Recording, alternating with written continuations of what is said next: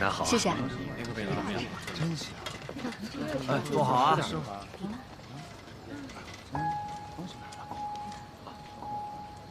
等我一下啊，我去买包烟。老板，给我一壶酒。好嘞。谢谢。来，慢用啊。老板，再来一份生煎。好，稍等。我再点一个。先过去了啊。吃过了，老板，下次吧。好。看你这个不行啊。来个这个。看来他是不会来了。老夫，看好他，不能让任何人靠近，更不能让人知道。好，知道。司令，司令，这都快7点了，您忘了穆小姐还约了您一块吃饭呢。快走，快走。好。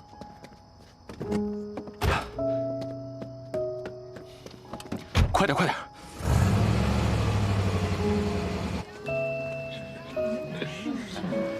点了。是吗？啊。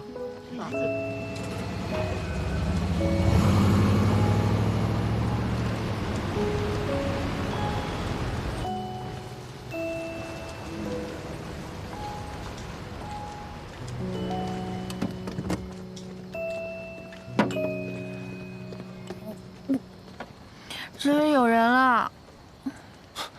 是我，谭玄林，你让我来的。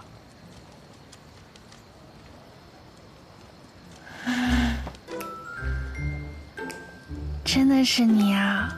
我还以为你不来了。怎么会？你怎么喝这么多酒？因为我今天高兴啊！如果不是你，我妈妈和哥哥的仇都不知道什么时候才能报。谢谢你。来，我敬你。哎，走走走，喝多了回家啊。没醉。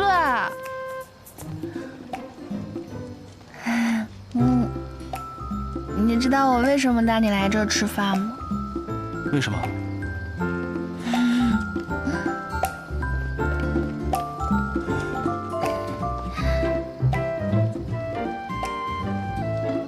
因为这是我最爱的生煎包铺子。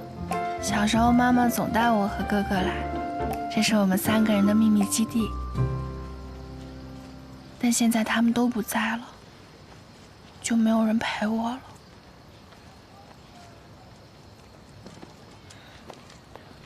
别多想，没关系，以后有我在，我陪你。你还说陪我，你都迟到了。对不起，我是有事耽搁了，以后不会了，对不起。那我要罚你。罚我什么？罚你陪我去看上海最美的夜景。现在？太晚了，我送你回家好吗？儿子，开车，我们去蛇山。这么晚了，去蛇山干什么？去看上海最美的夜景啊！山上冷，我们回家好不好？不回。婉清，别闹了，听话，这车是我的，你得听我的。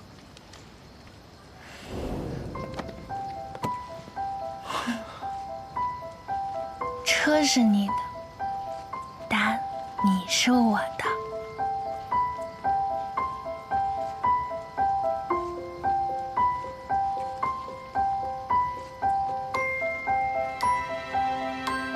朋友。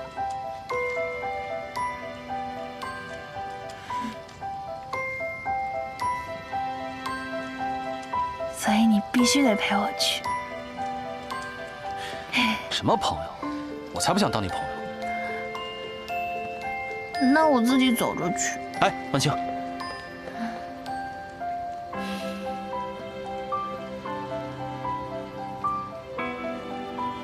好，我陪你去。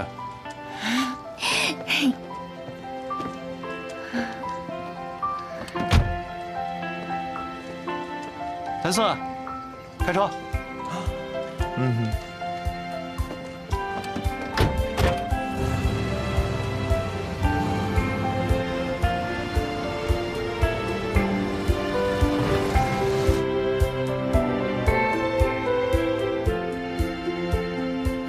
还还是睡着了可爱些。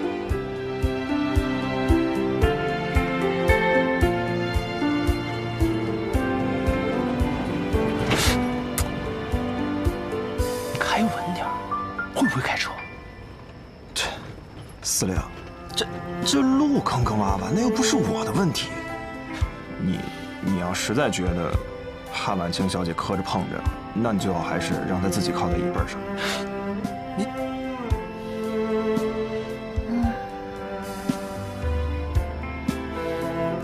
行，你开慢点啊。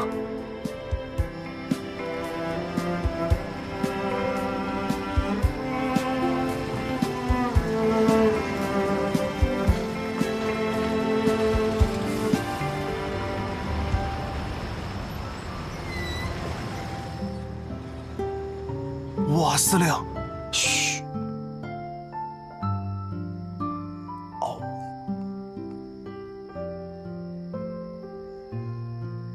哎，文清。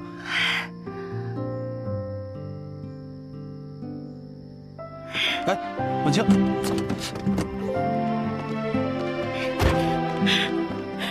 我们慢点儿。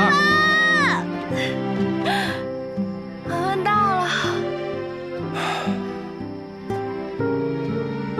你看，上海都在这儿了。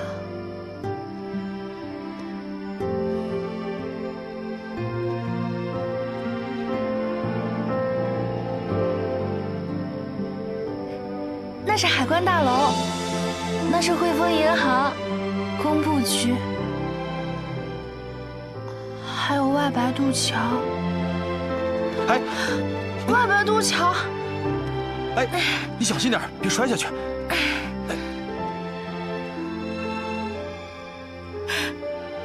外白渡桥。上海。这里就是我的家，上海，我回来了！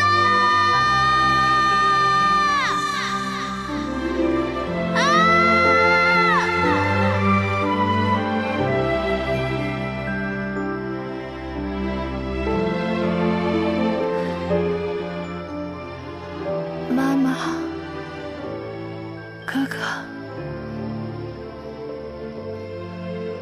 我回来了。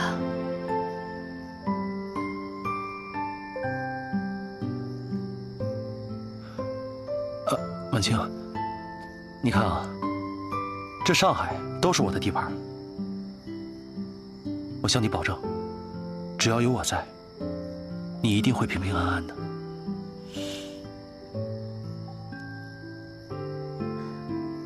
谢谢你。谢我干什么？我2次喝醉酒，都是你陪着我。那，你这一次，不会又把我当成徐光耀了吧？又？我什么时候把你当成徐光耀了？你看你都忘记了，上次你被人下了药，喝醉的时候迷迷糊糊的，都不知道自己干了什么。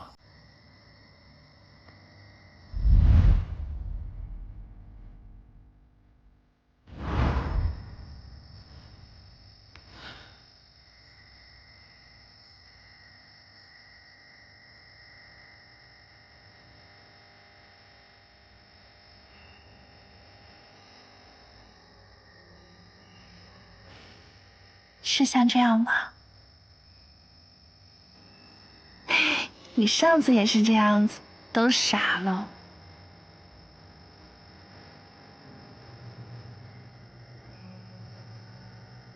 我就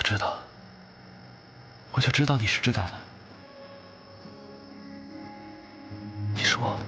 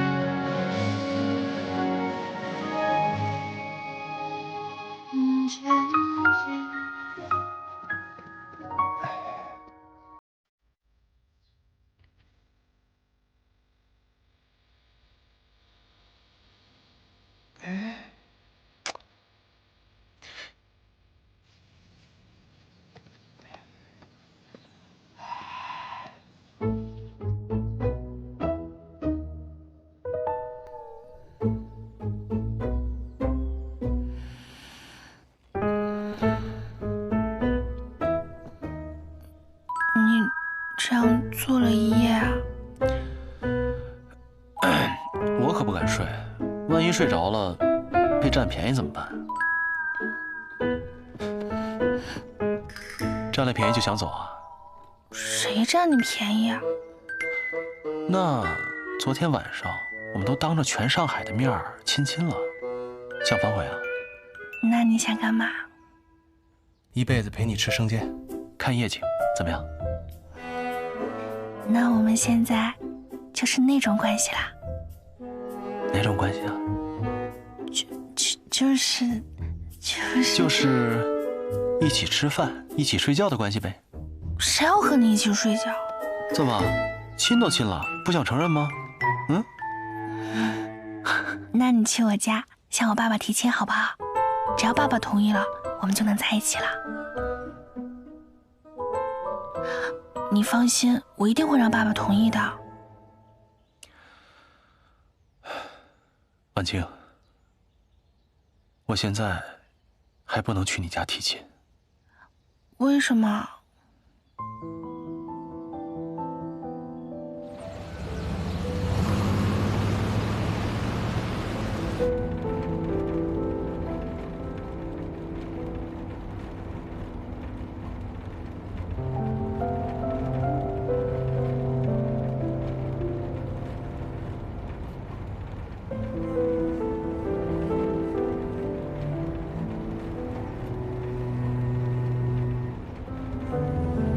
生气了？没有啊，没生气怎么不说话？我不想自作多情。谁说你自作多情了？我一个女孩子，舔着脸让你去我家求亲，你说你不去，去不了，还不告诉我为什么？那就算是合作伙伴，也应该坦诚相待啊。是，我能告诉你的时候，我一定会告诉你的。你再给我一点时间好吗？停车！哎，婉清，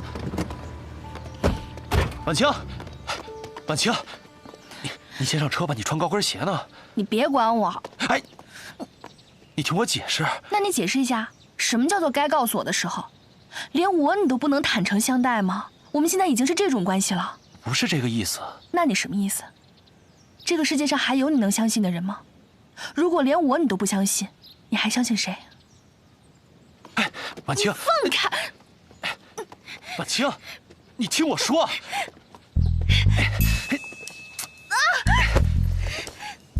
放开！放下来！上车。婉清，你听我解释啊。你仔细想想，我瞒的你哪件事儿，哪个不是为了你好？啊！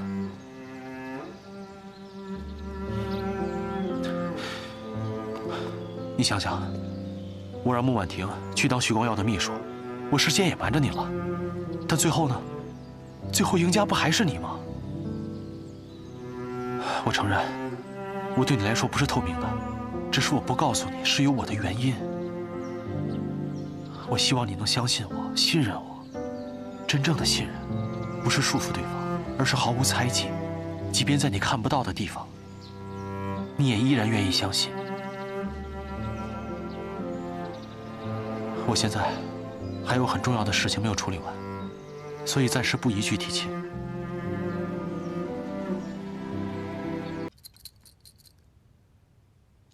谢谢。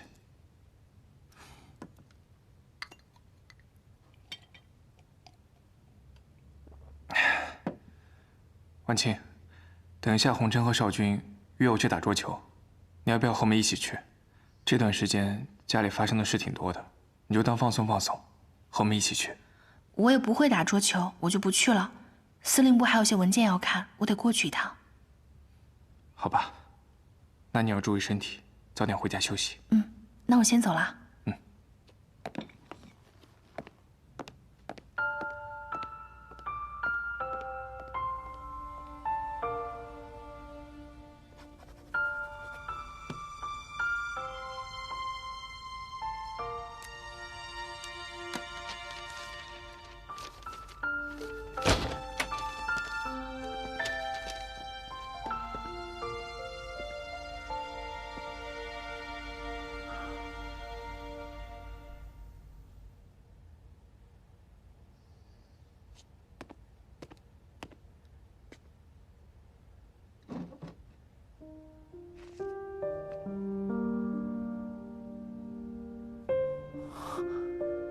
谭司令，能不能让我和婉婷单独待一会儿？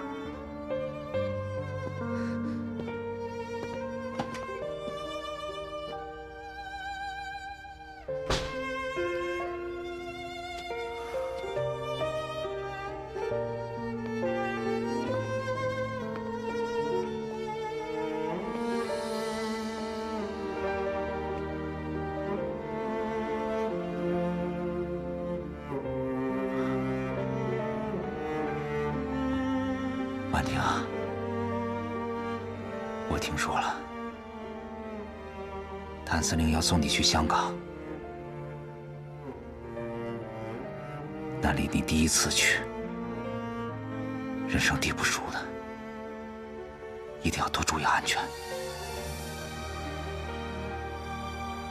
哦，对了，我那儿有几个朋友，我给他们写了封信，你去找他们。他们会照顾你的。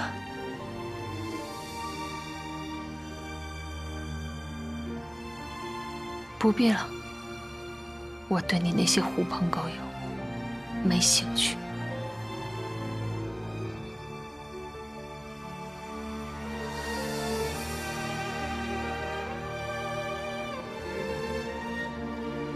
婉婷，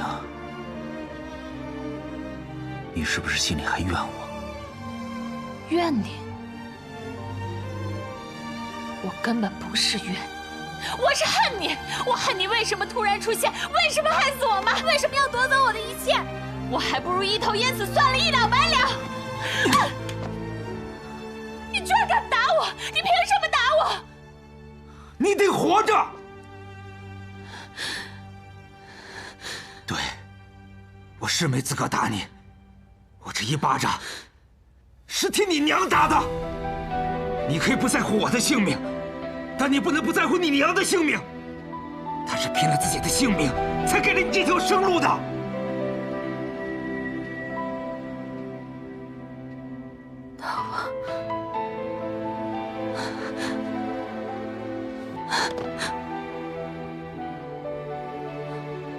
那我能怎么办？我现在失去的一切，都是拜你所赐。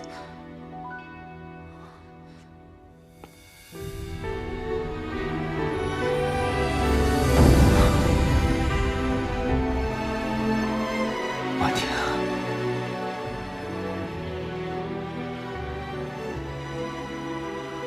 婉婷，我知道我不是个好父亲，可是我今天见到你，我就是想告诉你，我这一辈子，我所做的这所有的一切，我都是为了你。你知道吗？我巴结徐怒君，为他做了很多坏事，就是想让你有一个好的前程。我希望你能够嫁到督军府里去。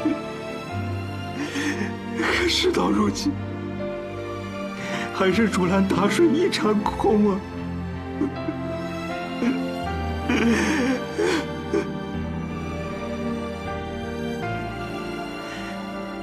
我知道现在说什么都挽不回所有的一切。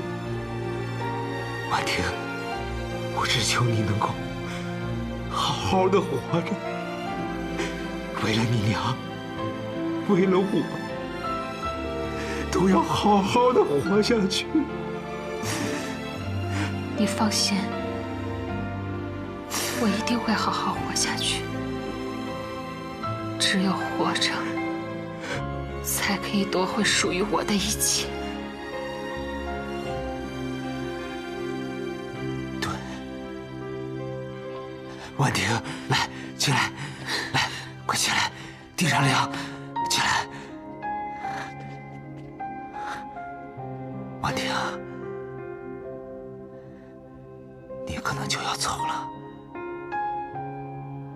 能不能叫我一声爸爸？啊？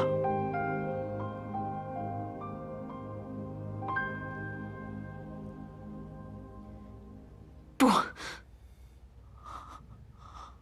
你根本没资格当我爸爸。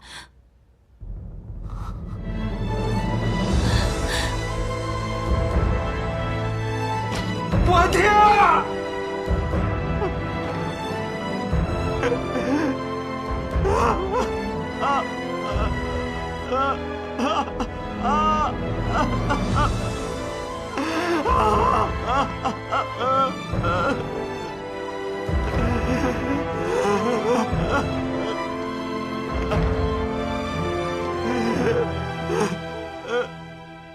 一片忠心，却所托非人，后悔吗？难道这就是人生？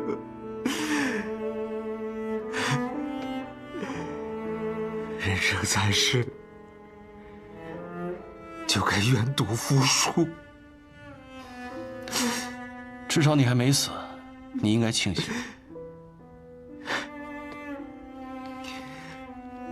这一切，我认了。你还有还手的机会。你告诉我，你是不是保证送婉婷去香港？说到做到。好。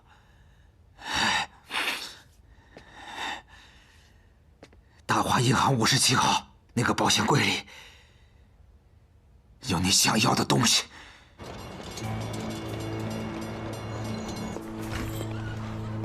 谭司令，这是您要的东西。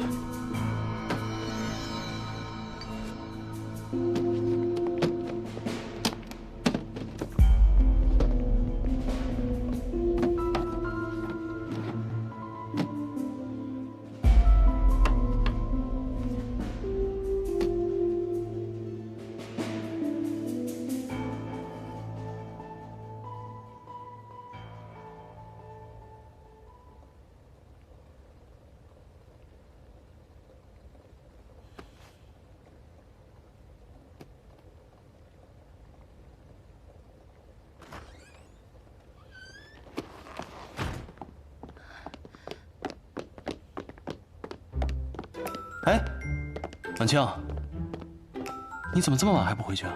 你下午干嘛去了？哎，怎么了？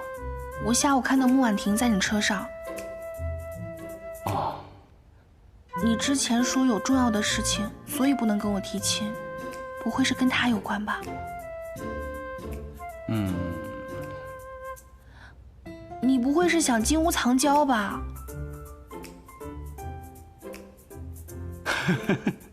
你笑什么？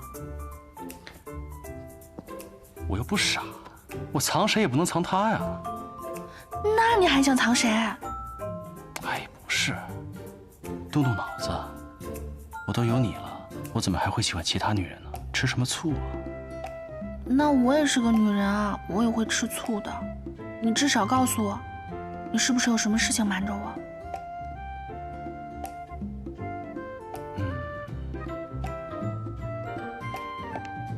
不会是出什么事了吧？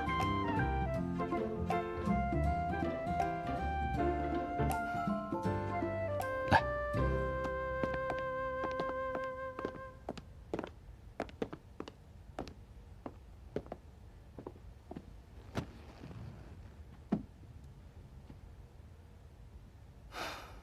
本来想等事情更有把握我再告诉你，但既然你看见了，我如果不说，你可能会乱想。到底怎么了？害死你哥哥的凶手另有其人。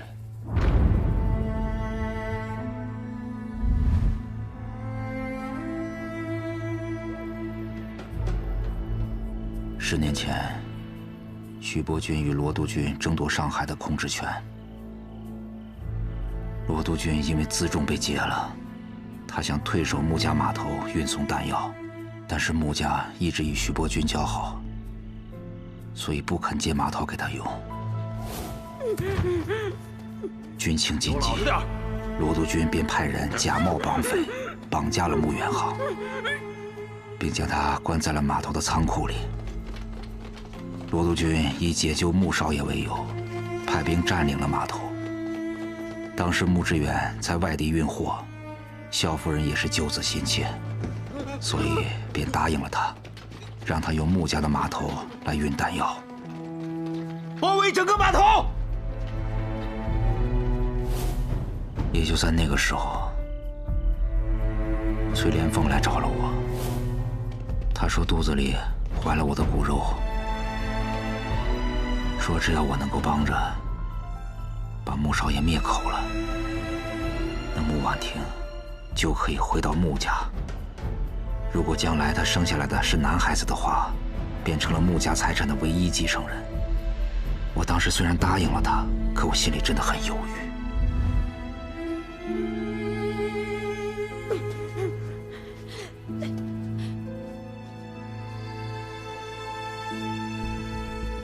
谁知道，没等我下手，许伯钧就动用火炮，开始轰炸码头了。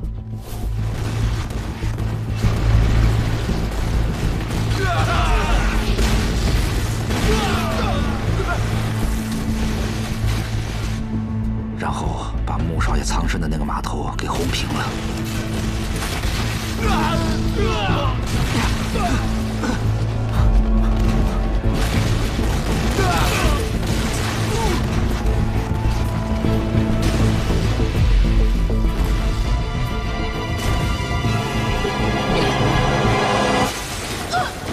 穆少爷也当场身亡了。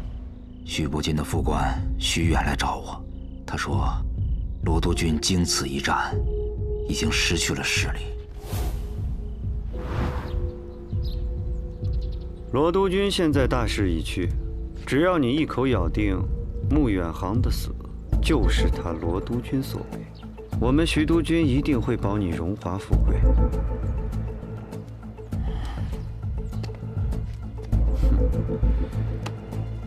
你可得想清楚了。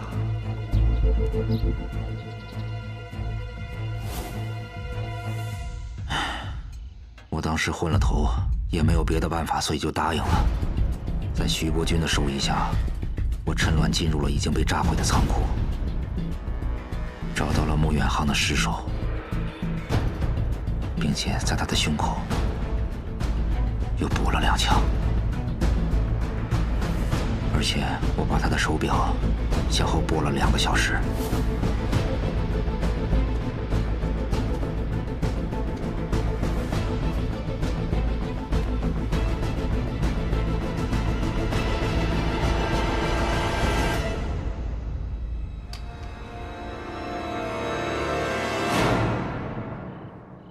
罗督军战败退兵，许伯钧终于占领了上海，双方因为穆少爷的死而纠缠不清，对簿公堂。穆少爷尸体被炸得已经是面目全非了，而且当时没有什么目击证人，案子一度陷入了僵局。后来京市警察厅在穆少爷的身上发现了2处弹孔。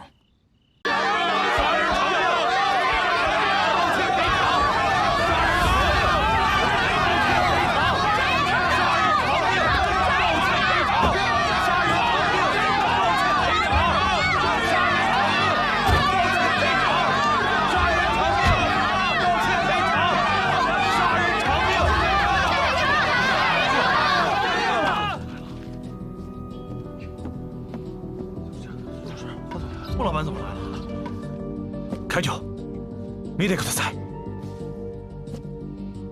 穆老板，你不会是来劝我们的吧？是，没错，我确实是来劝你们的。穆老板，你可什么都别说了。这些日本人要是不把杀人凶手交出来，不道歉赔偿，我们是肯定不会走的。对，赔偿！这位大哥，你先别着急，我爸爸是来劝你们的，但我爸爸是来劝大家加入我们穆家纱厂的。我听说穆家纱厂早就没生意了，生意早让人抢光了。各位，只要你们敢来，我保证每个月给你们30块大洋的薪水。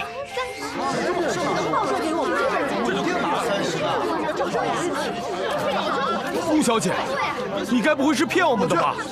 只要大家信得过我，就来我们穆家棉纱总厂签团契。我穆晚清白纸黑字保证每个月30块。就算棉纱市场不景气，我们还有仓库，还有码头，还有船运公司可以养你们。好，穆小姐，那我们死难的兄弟怎么办？他们日本商会就要逃离罪责吗？这位大哥是个汉子，讲义气。我穆晚清也是个讲义气的人。只要你们签了团契，就是我穆家的人。爸爸会以华商总会的名义和日本商会进行交涉，一定会还你们一个公道。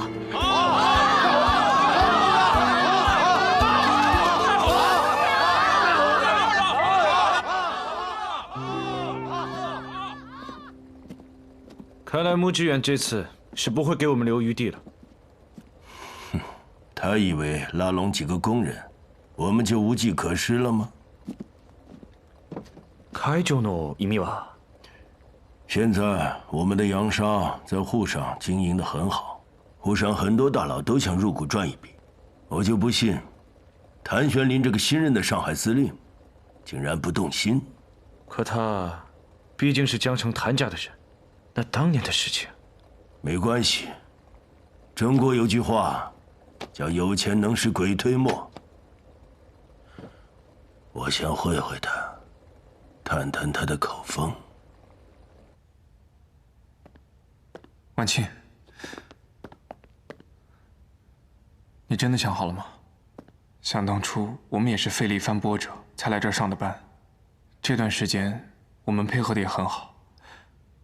我真的想不明白，为什么你要辞职？光耀哥，谢谢这段时间这么照顾我，但现在家里不是发生了巨变吗？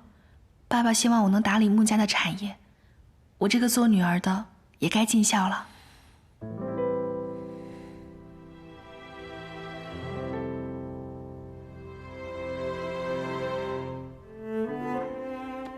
晚清，我怎么觉得这2天你对我的态度好像不太一样？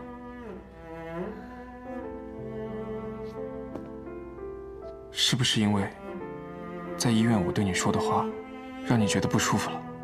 当然不是啊，但我已经想好了，你就不用再劝我了。我家的老宅子也快修好了，现在你又辞职，我以后是不是很难见到你了？我们这不是各自都在忙各自的事情吗？没有天天见面，很正常。好吧，看来你心意已定，那就听你的。只是以后碰到事情，可千万不要忘记我这个哥哥，好吗？好，那我先走了，爸爸还在等我。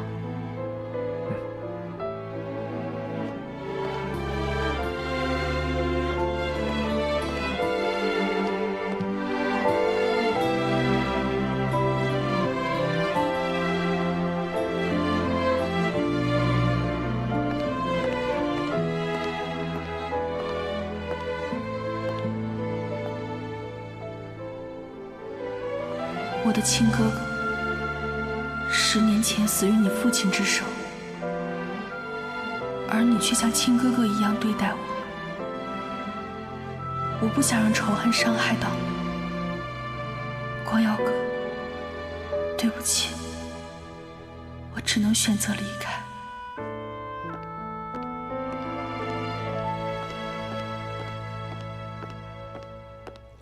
我谭某和日本商会素无来往，不知道这次所谓何事啊？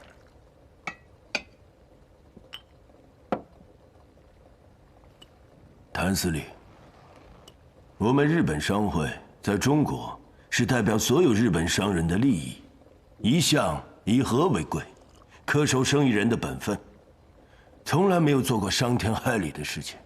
伤天害理的事？谁说你们做伤天害理的事？这是诽谤，你可以告他们的。既然谭司令也认为我们是守规矩的，那不知谭司令对近日我们与穆家的风波如何看待啊？我呀是个行伍之人，不懂生意。谭司令，有时候旁观者清，我想请您给评评理。但说无妨。我们的洋沙又好又便宜，市场销路很好，这确实影响了一些土沙厂的经营。但是做生意嘛，就是大浪淘沙，要想不被市场淘汰，就要不断进步，与市场保持一致。你说对吗？有道理。但是穆家却不肯改良自己的技术，恶意与我们竞争，煽动工人闹事，扰乱市场的价格，挖我们的墙角。即便穆家是上海的大亨，我们是外来的，但是市场是平等的。如此排外，恶意搞垮物美价廉的洋沙厂，这是让上海所有的老百姓都得不到实惠啊！穆家这次做的确实过了，但是山下先生，这棉纱的生意呢，我不太懂，而且不归我们司令部管，所以我也是爱莫能助啊。谭司令，我此次来找您，是有一笔生意想和您一块儿做。山下先生，你有什么生意可以跟我做啊？不瞒您说，此次办洋纱厂，沪上很多大佬都已经入了股的，但是穆家坏了规矩，洋纱厂现在办不成了。但是我不能失信。我想从青岛运洋纱到上海来售卖，算起成本，要比自己建纱厂还划算。但是这上海毕竟是谭司令的地盘，所有港口码头都由谭司令的民团把守。我想请谭司令开个绿灯，让我们畅通无阻。当然，我自然不会亏待你的。你的意思是，只要我让你们把货运到上海，我就有钱赚，对吗？谭司令果然是聪明人，一点就透。好，这有钱不赚是傻子。你尽管运，你运得越多，我就赚得越多。以后你就是我的财神爷了。谭司令，合作愉快。合作愉快。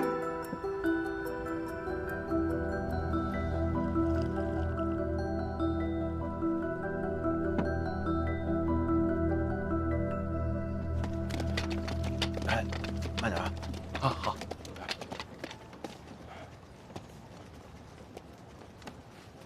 山下先生，司令让我们过来帮您卸货。长官，这一车的货我们已经快装完了，就不麻烦你们了。啊，原来你们只有2车货呀！哎呀，司令还特意让我们腾了一个大仓库过来给您放货呢。那如果是这样的话，可能连个角落也放不满。嗨，这只是我们的第一批货，小试牛刀，我们还会增加的。谭司令的大仓库对我们是非常的有用的。行。那如果以后有需要，你就招呼我，我带兄弟们过来帮忙。替我谢谢谭司令，也谢谢你这位小长官了。山下先生，那我们先走了。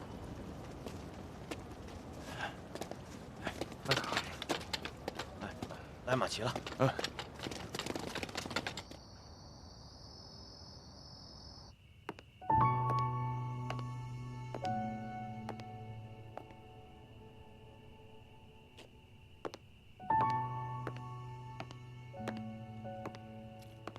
婉清，爸，还没睡啊？不还是纱厂的事吗？算了，太晚了，早点回去睡觉。怎么抽了这么多烟啊？他们的纱厂不是办不成了吗？咱们挖了山下纯一的墙角，让他们的工厂不能生产。他们呢，就利用日本商会从青岛进了大批的劣质洋纱，咱们的棉纱要想卖出去，就得和他们一个价。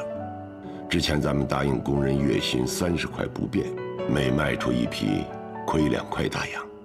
如果是短期维持，没有问题；要长此以往，会把咱们穆家给拖垮的。如果不让山下纯一从青岛运洋纱，事情不就迎刃而解了？他们是正常渠道进来的，又不违法，我们有什么办法？如果我们请谭司令出马呢？事情是不是就能解决？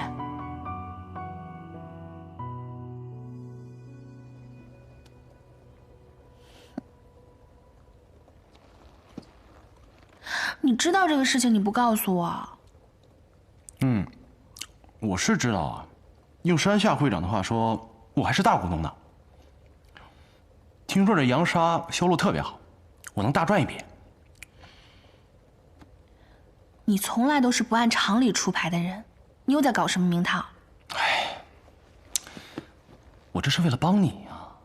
正所谓不入虎穴，焉得虎子；知己知彼，百战百胜。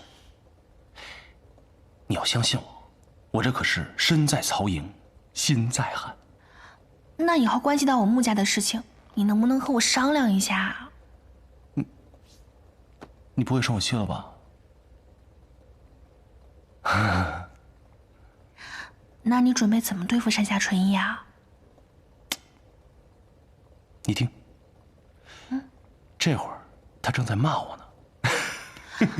他那个人诡计多端，知道你使坏，肯定还背有一手，你要小心一点啊。放心吧，我的穆大小姐，来，放心吧，我心里有数。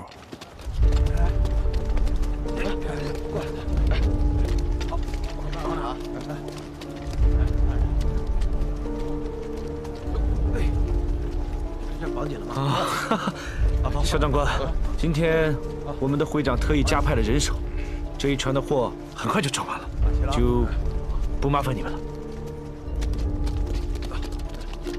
来，接着。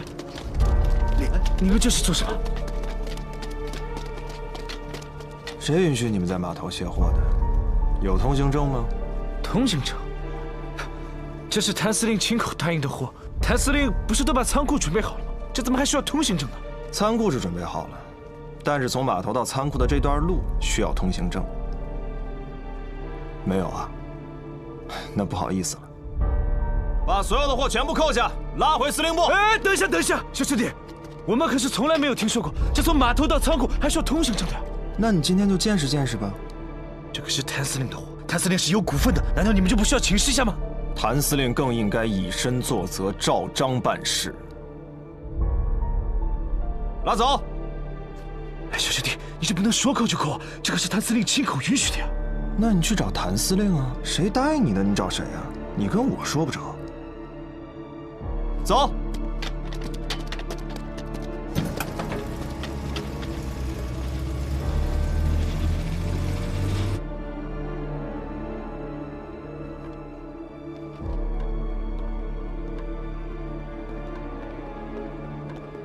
司令，山下先生到了。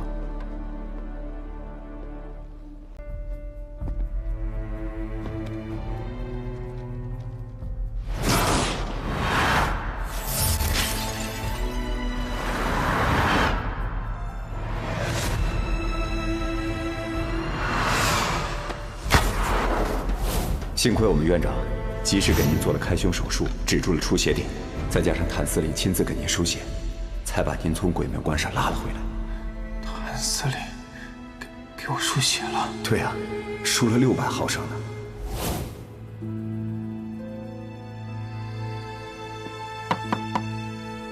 进来。哎，关小兄，还没走啊？我家的老宅修缮好了，刚才光顾着和徐成对宾客名单了，忘了时间。谭司令这么晚了还没有休息啊？公务这么忙？嗨，什么公务不公务的？我这儿没有家，所以吃住啊都在司令部。不像你财大气粗的，听说你们家那老宅占地足足10几亩啊，而且还引了这个黄浦江的水，修了荷花池。落成了一定要请我去啊！那是自然。哦，对了，谭司令明天有事吗？明天，明天我要出去一趟。怎么，你有事儿啊？哦，没什么。本来想邀请你帮我参谋参谋，这个宾客名单到底适不适合？不，这个不行，这个督军府的排场我参谋不了。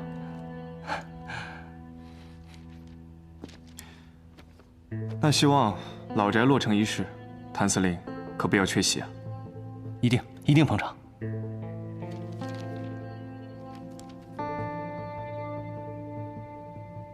你还有事儿吗？我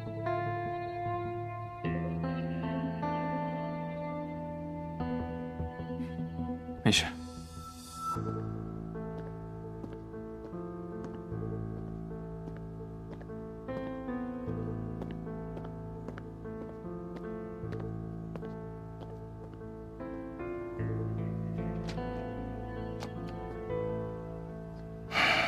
司令，徐督办这么晚来找你，这到底是要干嘛呀？他这是心软了。如果他不是徐伯钧的儿子，或许我们能成为好兄弟。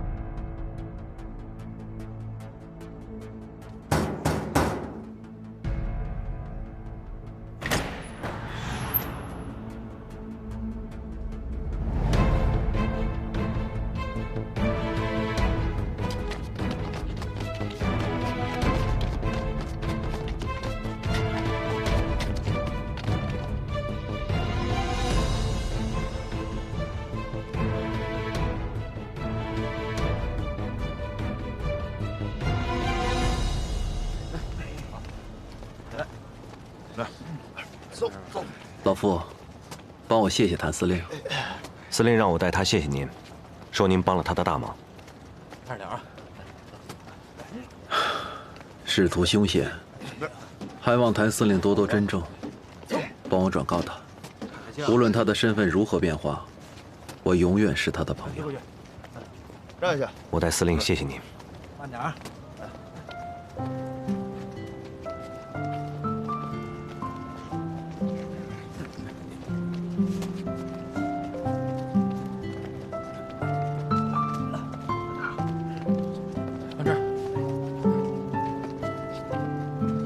走，回商会。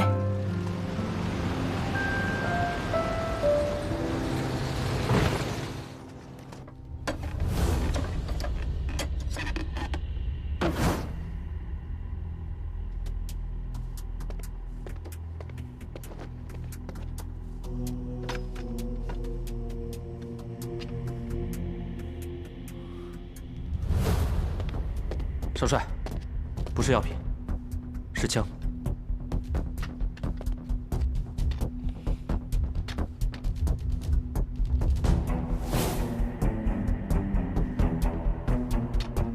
天津机器局隶属于裴督军，专供于裴家军队。他们的枪为什么在你这儿？既然知道是裴家的产业，那您管的是不是太宽了？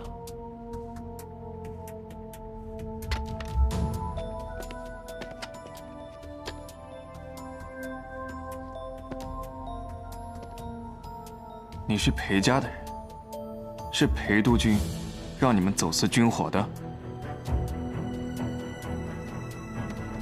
你们要把军火卖给谁？如果是卖给革命军，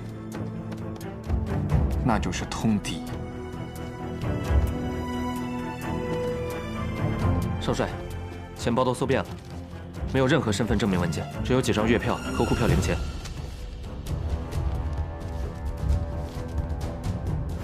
你做了假身份、假简历，并且把你的月票换成了银元和沪票，为的就是方便能够在上海使用。但是，你还留了一点月票的原因，是因为等事情结束之后，坐火车回广州，到时候你会需要月票零钱，坐黄包车，银元找不开，沪票也用不到。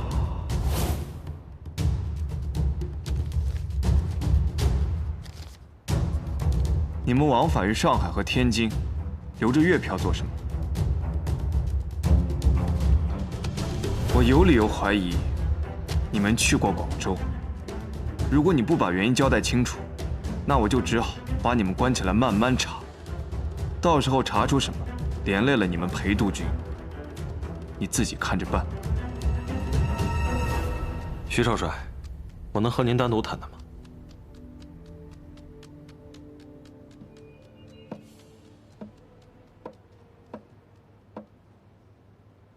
你是说，这批货是谭司令给你订的？是。谭司令说，督军府的军饷总是不能足额交付，导致民团的士兵尚不能做到人人有枪，所以私底下在我们这边订购了一批枪支。这么说，你是天津机器局的人？没错。徐少帅，您和我们裴少帅也是至交好友，应该知道徐督军私扣军饷之事。裴督军为了弥补缺口，才责成我们机械局贩卖军火。如今各地政府开支巨大，我们暗中交易也是为了避开高额税费。但是我们只与各个督军府管辖的军队做生意，从来没有接触过革命军。既然如此，为何你们身上背着月票？人在河边走，哪有不湿鞋？贩卖军火的生意，毕竟不是光明正大的。我们身上带着月票，即使被抓，也不会想到机器局头上。你为何要告诉我这些？徐督军与裴督军现在共同掌权，您与裴少帅又是好友，我给您说明缘由，是省得大水冲了龙王庙，引起不必要的误会。那身上带月票，是你想的？小的哪有这等心思，是督军府嘱咐的。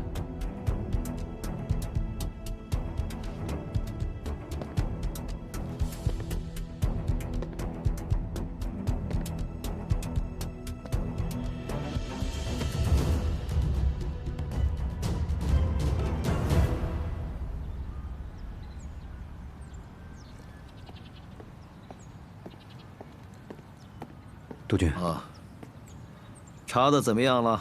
少帅说，谭玄林私自向天津机器局购买了枪支，因为涉及到裴家军火，所以少帅把事情压下来了。谭玄林现在买枪，肯定是声东击西，他是在混淆视线。属下继续派人盯着，我就不相信他露不出狐狸尾巴来。还有啊，抓紧时间筹备老宅的落成仪式。光耀和穆家的婚事要赶紧定下来。是。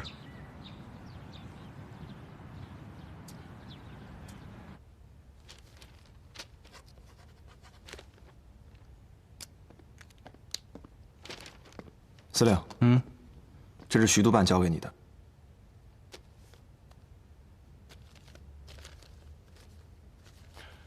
他有说别的吗？什么都没说，就说请您去参加徐家老宅的落成仪式。哎，那个廖先生安全离开了吗？放心，穆小姐亲自安排的。司令，您这么故意的去买走私军火，掩护那批药品，您就不怕引火烧身啊？我就是要烧这把火。前段时间，有个人给我介绍了一批走私军火的人。我去跟他们谈生意的时候，偶尔发现，这帮人身上也有月票。后来跟其中的一个人混熟了，他告诉我，现在啊，各督军府谈革命党色变，万一走私被抓，就直接推到革命党头上。我问他是怎么想出这个办法的，他跟我说，2个月前有人试过。所以他们的老板才让大伙效仿。我算了一下时间，2个月前，正是庆功宴徐光耀被刺的时候。这伙人什么来路？我侧面打听了一下，这帮人呢，跟天津机器局有关，而且从这帮人的行事作风来看，颇有军人的作风，所以我判断，这一定跟裴勋有关。裴勋，如果是他派刺客刺杀徐光耀的话，那可就有意思了。这个徐光耀啊，是个真君子，只可惜生错了时代，这世道配不上他。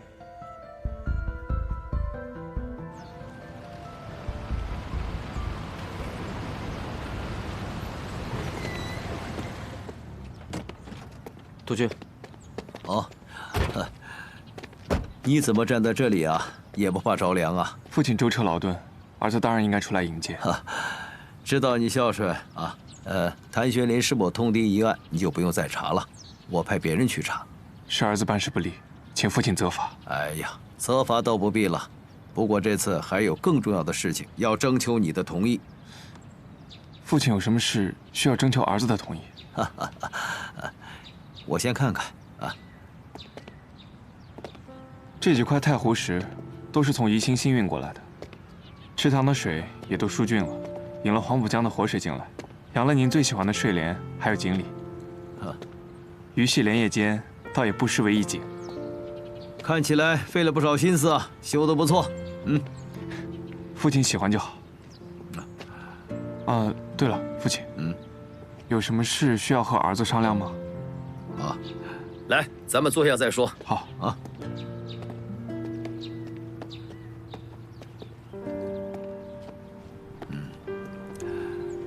儿子，你年纪不小了，我们徐家人丁不旺，只有你这一个单根独苗，是时候考虑你的婚姻大事了。父亲怎么会突然想起我的婚姻大事？现在南边战局未定，我确实没有心思考虑这个。你没心思，那就由我替你考虑。父亲，你觉得婉清这个姑娘怎么样？父亲，是想向穆家提亲吗？我跟穆公早有联姻之意，现在穆公将产业交给婉清，婉清一个女孩子独立支撑家业颇为不易，如果有督军辅佐靠山，对她对我们都有好处。不过，不知道你是否对她有意，所以想来问问你的想法。婉清秀外慧中，又与我是青梅竹马，我自然是喜欢。不过什么？不过我私下有跟她表达过好感，但她没有给我回应。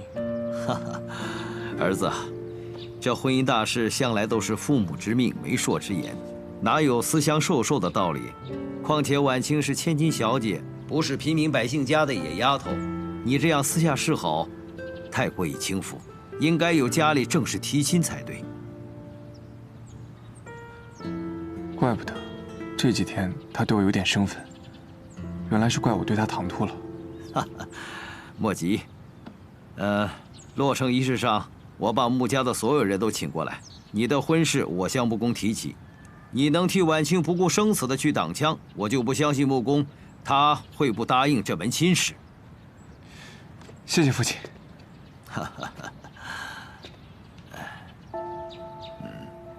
好，环境挺好的，真大啊！多谢多谢啊！好，徐督办，恭喜啊！欢迎欢迎，好，里边请。